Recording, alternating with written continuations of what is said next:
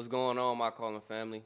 We're here with another episode, man. Today I got on my guy Lando, man. It's my dog, man. God, Today we got a lot to talk about. How you feeling, man? feeling good, bro. Blessed, bro. I appreciate you, bro. Been ready to get on here for a minute to just come and chop it up with you. Oh, for sure, for sure. So I really wanted to have Lando on, man, because we have a real similar situation, man, and unique friendship as well. I met Lando when I was going to Kentucky State. He was on his way, leaving out of Kentucky State, and it was just one of those things, like real recognized real Lando from Detroit. I'm from Cleveland, so it's a lot that we can, relate to. We got a lot of similar situations. So I really want you to talk to the people about, that transition, because for some, you was playing basketball, and now you make music. So Yeah, so just to piggyback off you, bro, me and Chaz at Kentucky State was kind of like, I was still on my way out from basketball, but I was still at school trying to graduate. So me and Chaz, genuine dude from day one, always just been kind of somebody I can relate to. Like, it just happened fast. Like, we clicked. I start hanging every day. absolutely. Everything. So I mean, the transition from sports to music, I think it's easy. I think it go hand in hand. I mean, even in the real world, I know a lot of athletes that like doing music, versus I know a lot of guys that came from sports that currently do music on a high level. So I think those two go hand in hand together for me. And man, the way we met was just, it couldn't have been planned. Like I No, for say, sure. I came to Kentucky State. Lando was already there. He was playing, and it was a situation where, mind you, I didn't have a scholarship at Kentucky State. I was going there to make a name for myself. Right. And I went to hoop.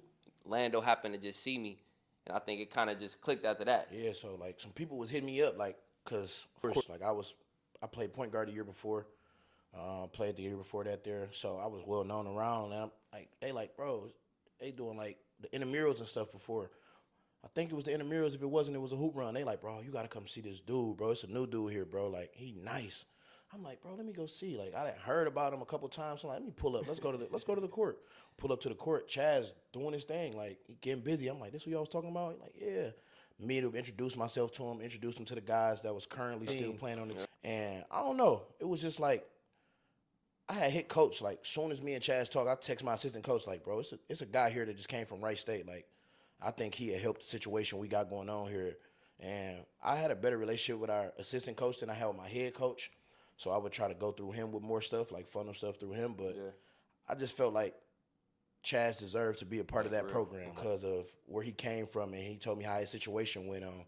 And I told him I felt like, remember I was telling you, like, I wouldn't have left Wright State if I was you. For sure. You know what I'm saying? But everybody's situation different. But I just felt like, you know what I'm saying, with him being who I was, I didn't have nobody, you know what I'm saying, outside of the guys that I was immediate with to help me get into a situation like that. So I'm like, if I could be that revolving door for Chaz, like, why not try to put Chaz in that situation? Like, Sure. whether it works for him or not. But I wasn't fake to him about it. I let him know the ups and the downs about it. I ain't just say, hey, bro, come here, come play here. Like, I was never that person. So I think I was just like, boom, Chaz, this is what's going on, bro. You know what I'm saying? If you want to take a chance to do this, this is how it's going to look.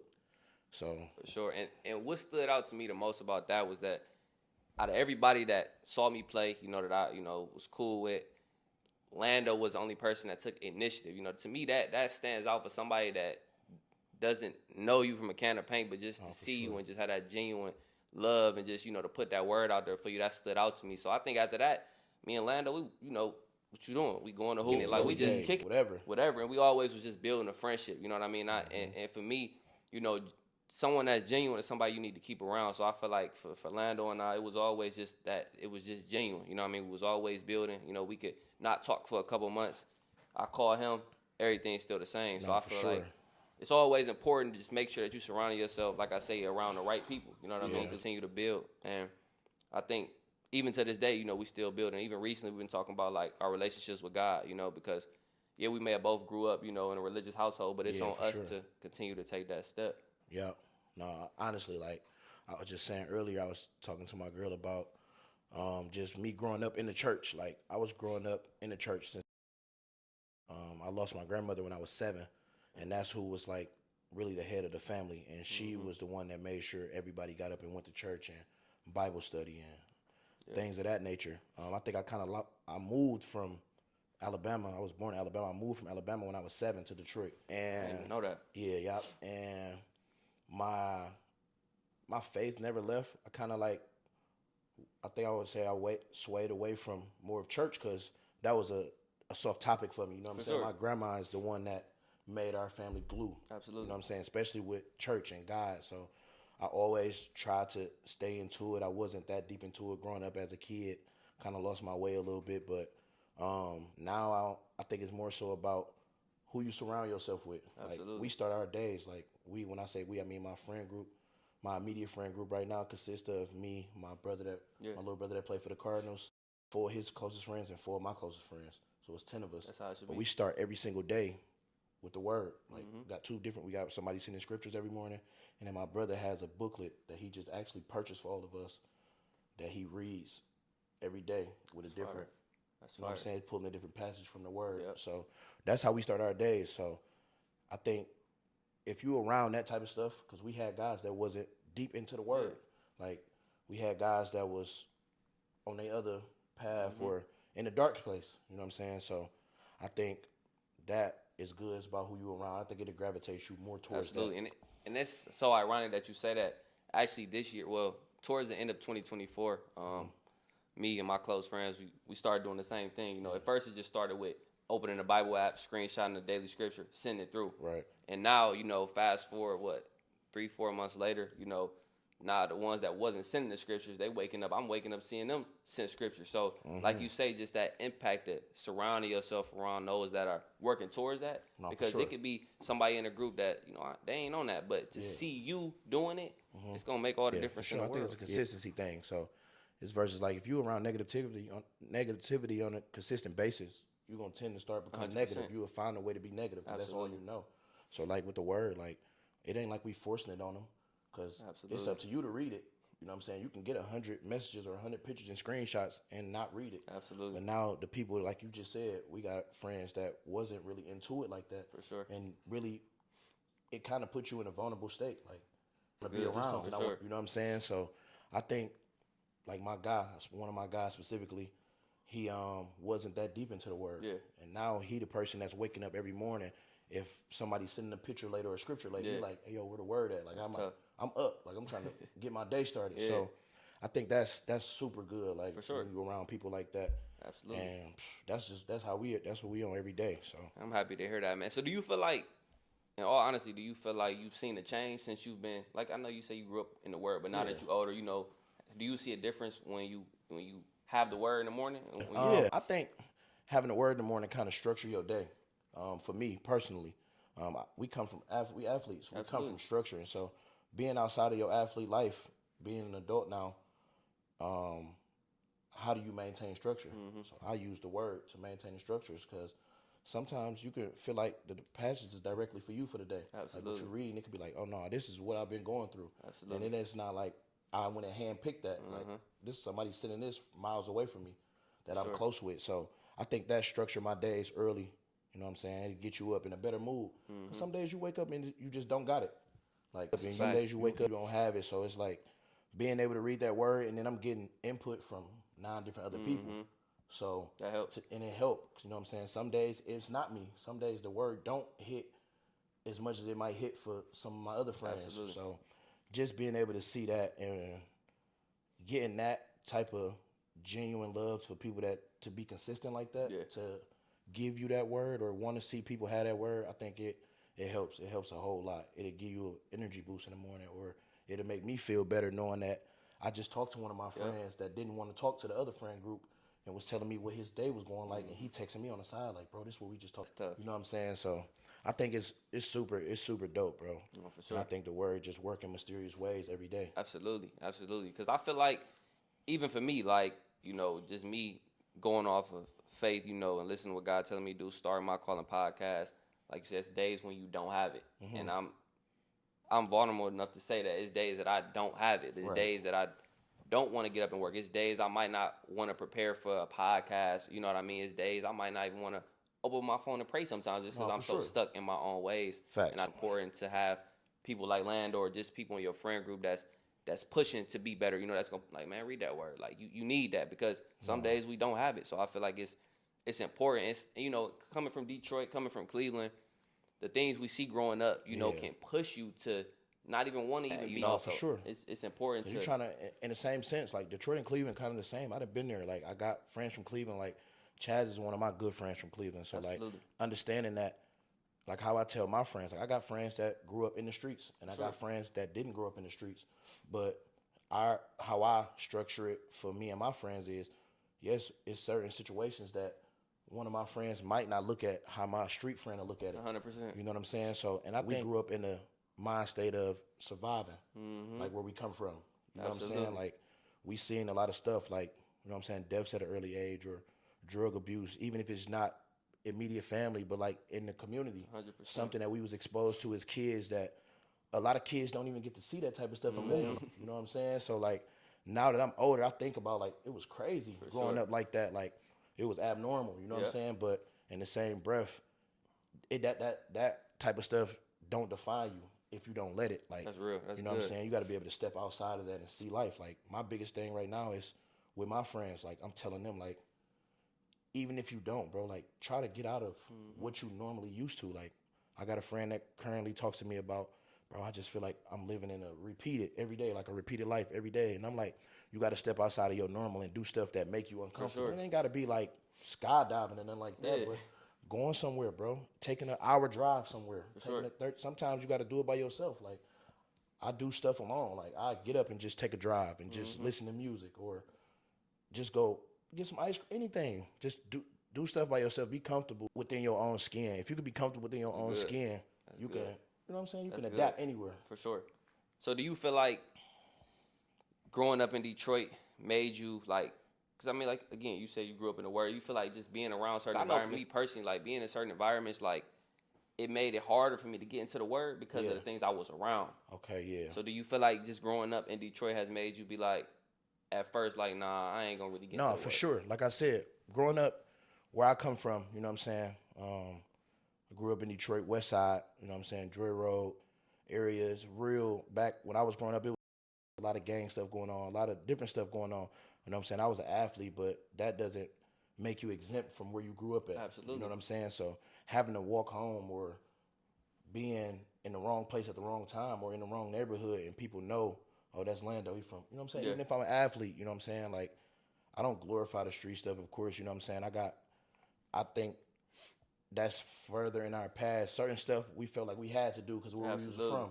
You know what I'm saying? Certain stuff that we stood on, principles, like, versus understanding, like, that ain't who you got to be all the time. Like, even though I moved away from that, like, I don't got to be street all the time. I don't got to be negative all the time, you know what I'm saying? So, I mean, it's a way to separate yourself. I think it's a fine line between where you came from and who you are as a person. I agree. You said something where you say just because you're an athlete, that don't exempt you from where you're from. Because I feel like, you know, just growing up, like, you know, we all have a past, and I feel like it was certain things that I was doing, I look back on like, that was you, like, you know what I mean? So just trying to just stay focused, you know, and just do the right thing. That's why I always just try to stress, like, just putting yourself around the right people, because I could go home today. Like, when I go back to Cleveland, I just told my mother the other day, like, I don't want to go back. It's nothing against where I'm from, but it just put me in a mindset of where I came from. You know, I never want to go back to certain habits because I know it's not going to lead to the right thing. No, facts.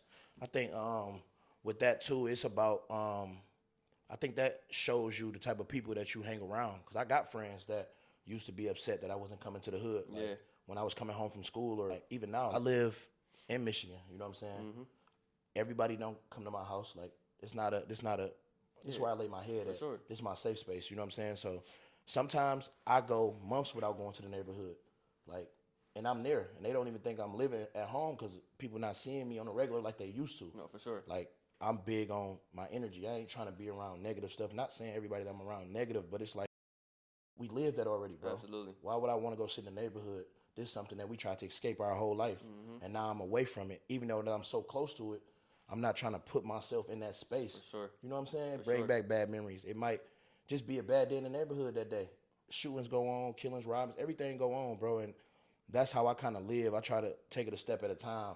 I used to just be go, go, go. You know what I'm saying? Like, you know how it was, Chaz. We had talks, bro. Like, I was in a dark space when we met, and we talked about this type of stuff. You know what I'm saying? So just losing people and going proud through of you too. I definitely want to let let you know that, for sure. Going through that type of trauma, bro, I think it shaped you to be, whether you're gonna be a person that sulk in that and be depressed, or you thrive from that situation and understand where you came from don't define you. You know what I'm saying? Absolutely. So I just try to be big on that, bro, and I just try to be positive. Like a few days ago before I came here, I'm gonna just give you a little story. I was leaving the studio, and me and my boy Tyler, he was riding with me. He trailed me there. You know what I'm saying? He met me there.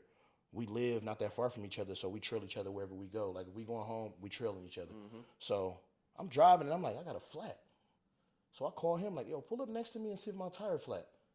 And my tire flat, bro. Like back in the day, bro, I would have blew up. Like just something like that happened. Right. Like, you know what I'm saying? So it's just how you move with stuff now. Like it's not if it ain't in your control, you can't, you know what I'm saying, dwell on it. Like that's good. And I think that's big on my faith. Like if I can't control it, I ain't about to let it bother me and take me to a place where I don't want to be. So that's good. It's a flat tire.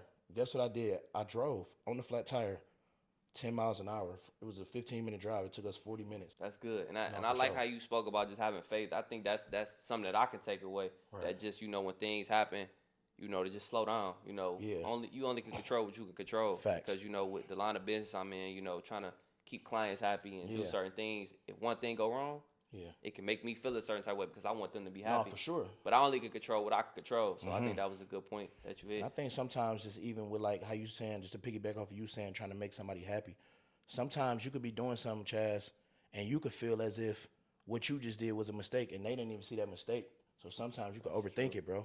Because I'm that person too. Yeah. I used to tend to overthink stuff like your perfect is not the perfect I got thought out for you. So you can't be so hard on yourself sometimes. And that's something that me and you used to talk about, just being an athlete, like working out, like me seeing you transition from that. Like I was, you know what I'm saying? I remember when you first told me about your business, like, and you like, yeah, bro, you know what I'm saying? I do this, I deal with furniture and stuff. And I'm like, oh no, that's fire, bro. Like, but seeing you do it, now you doing it on a big scale right now, bro. I remember the conversation we had about this, bro. I remember, like I said the other day when I saw you, I was like, I remember you called me and showed me when you got the polo done, and you like, bro, I got the shirts, bro. I'm like, oh, you legit now, like, you feel me? So, I think that was amazing, bro. That was a good time, bro, to be able to see your growth, though. Like how you said you're proud of me, bro. I tell you all the time, I'm proud of you, but proud of you, bro. Like you doing it, like you walking into everything you said you was gonna do, and a lot of younger black guys don't get those flowers until it's over. Like that's real, bro. You know what I'm saying? I could tell you all day when you gone. For sure. Dang, Chaz was a real dude. Yep. He was doing. No, I'm gonna tell you why you here. Every time we talk, bro, I'm proud of you. Absolutely. Like, you know what I'm saying? Everything you got going on, like even in your private life, I tell you, bro, I'm proud of you. Like, you know what I'm saying? It ain't just when you doing something good. If we talk before we get off the phone, hey, man, I love you, bro. I'm proud of you. Same thing. I love you, Chaz. I'm proud of you. Bro. You know what I'm saying? It ain't got to be an everyday thing. Like we don't talk every day.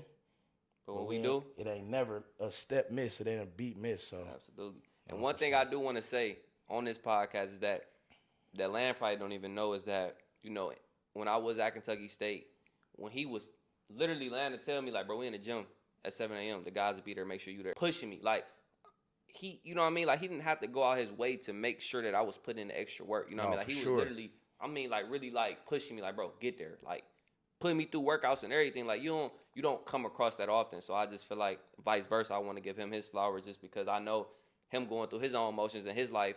He didn't probably need to be doing, taking on any extra pressure, trying to make sure somebody else was doing what they were supposed to be doing. So I think that said a lot about your character. I appreciate that, bro.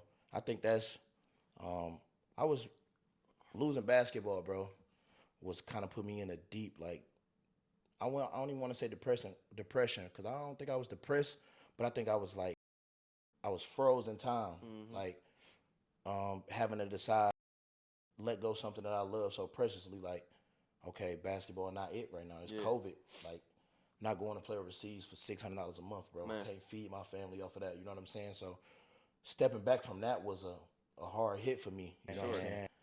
I think I was trying to figure out, like, what God wanted me to do. Like, I didn't really, and this ain't even to lie about it, I didn't really figure that out until the end of last year. I was asking God, praying to myself, and asking God, like, what is my calling? Like, what is it for me to do? I think it's just more so about pulling people, like trying to help, like gapping a bridge, like, and I think I do that naturally. And I think that was like, for sure. You know what I'm saying? Like with whoever, like anybody I'm around, I want people to meet good people to meet good people. Like I ain't bringing no negative people to meet somebody good. Like I'm not bringing if I was to get you a client, I'm not bringing you somebody that I think that's going to this reflection of me. Yep. You know what I'm saying? So I think that was my calling, like being able to bridge gaps and be able to pull people if they need extra pull, because sometimes people will silently cry for help and won't even really ask. Yep. You know what I'm saying? So being able to identify that within my friend group and being able to do that for people like you, genuinely, like I wasn't doing that for nothing.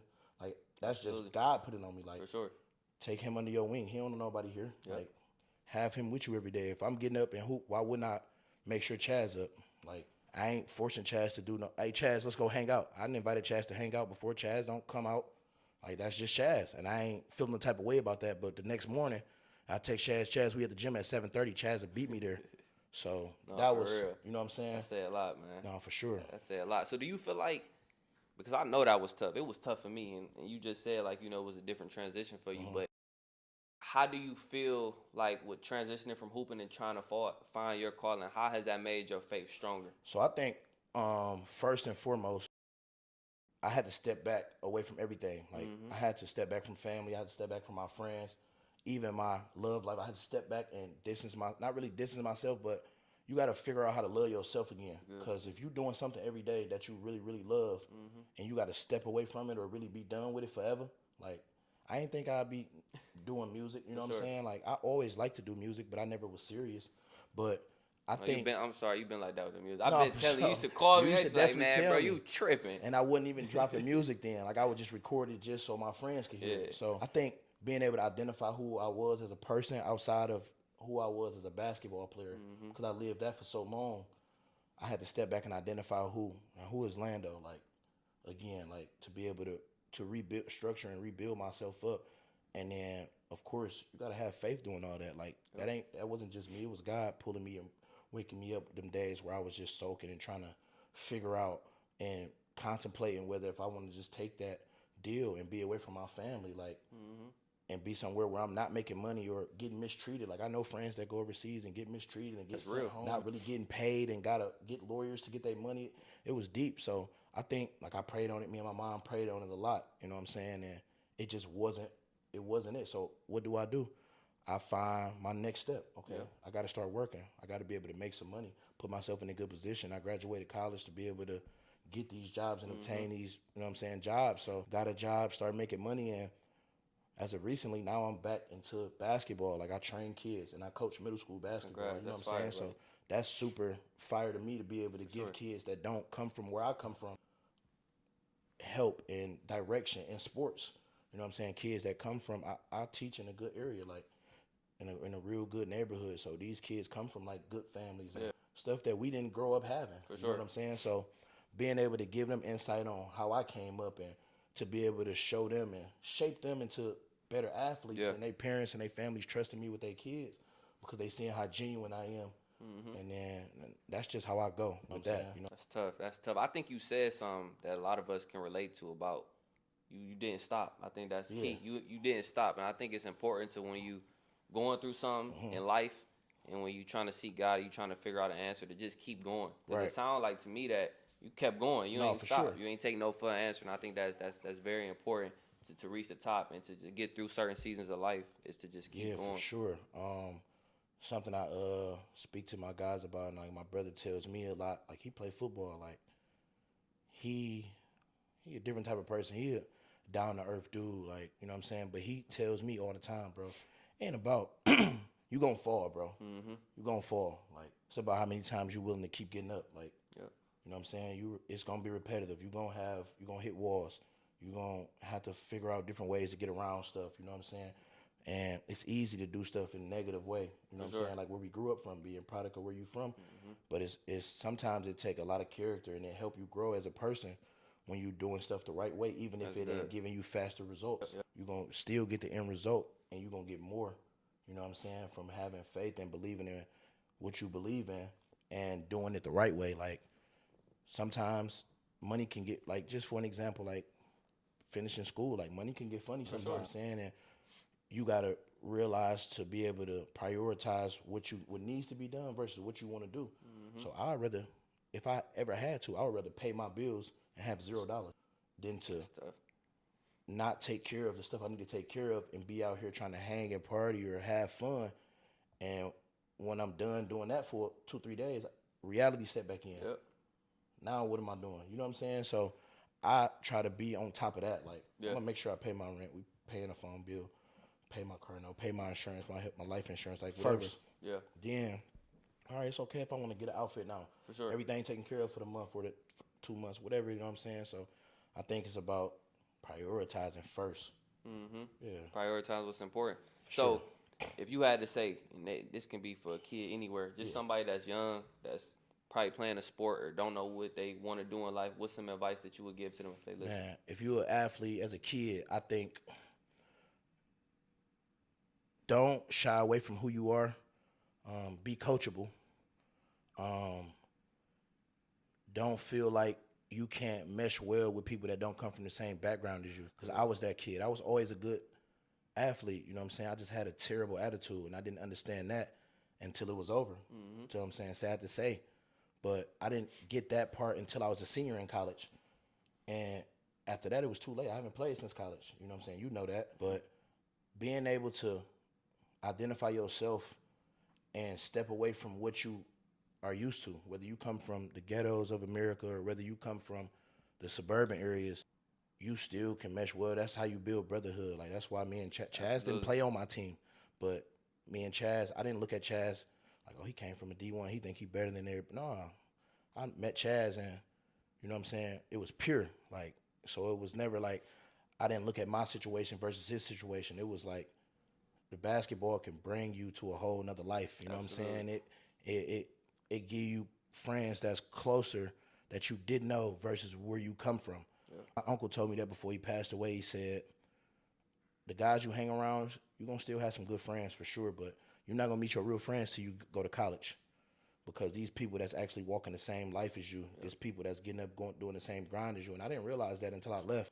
You know what I'm saying? I left the neighborhood, and I got friends that still reached out for sure, that really cared, that was genuine. But it's a lot of guys that I was around that wasn't reaching out until I was back in Detroit. You feel what I'm saying? So, like, me and you come from two different total, you know what I'm saying, areas of the world, which is, even though that we close, you still reach out to this day. For sure. You know what I'm saying? Like, I got friends that I met in college that still with me to this day that I talk to every day versus having friends that live 15 minutes from me that I don't even talk to on a regular.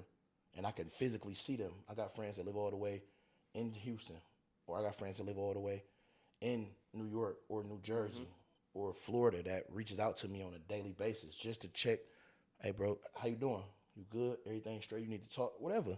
Even if it's just what's going on, bro, I was thinking about you, want to check on you. You know what I'm saying? So I think that's big. You know what I'm saying?